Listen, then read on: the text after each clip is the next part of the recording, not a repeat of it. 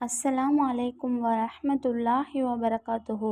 கலைச்சொல் விளக்கமான ஆயத்துல் குர்ஸி. ஆயத்துல் குர்ஸியோட முழுமையான விளக்கத்தை தான் நம்ம இங்கே பார்க்க போகிறோம் இன்ஷா அல்லாஹ். ஆயத்துல் குர்ஸி என்பது திருக்குர்ஆனின் மிக முக்கியமான உயர்ந்த வசனங்களில் ஒன்று. இது அல் பக்கரா அத்தியாயம் 2 வசனம் 255 இருக்கிறது.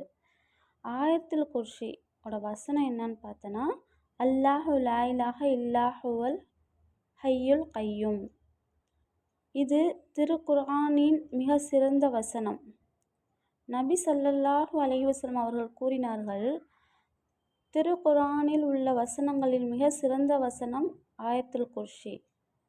திர்மிதி, அபுதாவுத் இடம்பெற்றுள்ளது. அல்லாஹ்வின் சக்தி, மேன்மை மற்றும் முழுமையான ஆதிக்கத்தை இந்த வசனம் விவரிக்கிறது. இந்த வசனம் அல்லாஹ்வின் முழுமையான சக்தியையும் அறிவையும் ஆட்சியையும் விளக்குகிறது. அவன் உறங்குவதும் தூங்குவதும் இல்லை என கூறுவது அல்லாஹ்வின் நிரந்தர கண்காணிப்பை வெளிப்படுத்துகிறது. இரவு தூங்குவதற்கு முன் இதை ஓதினால் அல்லாஹ்வின் பாதுகாப்பு கிடைக்கும்.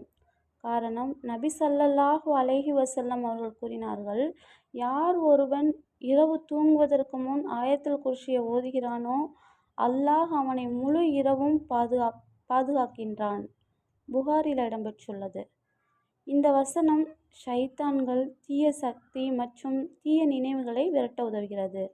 குடும்பத்திற்கும் வீடுகளுக்கும் பாதுகாப்பாக இருக்கும். ஆயத்துல் குர்ஸி என்பது திருக்குர்ஆனில் உள்ள மிக முக்கியமான வசனங்களில் ஒன்று. இது அல்லாஹ்வின் முழுமையான ஆட்சியையும் சக்தியையும் விளக்குகிறது. இதை ஓதினால் நாம் தீய சக்தியிலிருந்து பாதுகாக்கப்படுவோம். இரவு தூங்குவதற்கு முன் இதை ஓதினால் அல்லாஹ்வின் பாதுகாப்பு கிடைக்கும். எனவே நாம் இதை மனப்பாடமாக கொள்ள வேண்டும் மற்றும் தினமும் ஓதவும் வேண்டும். இதை மிகவும் சிறப்பு வாய்ந்த வசனம் என்பதால் இதை நாள்தோறும் ஓதுவது நல்லது.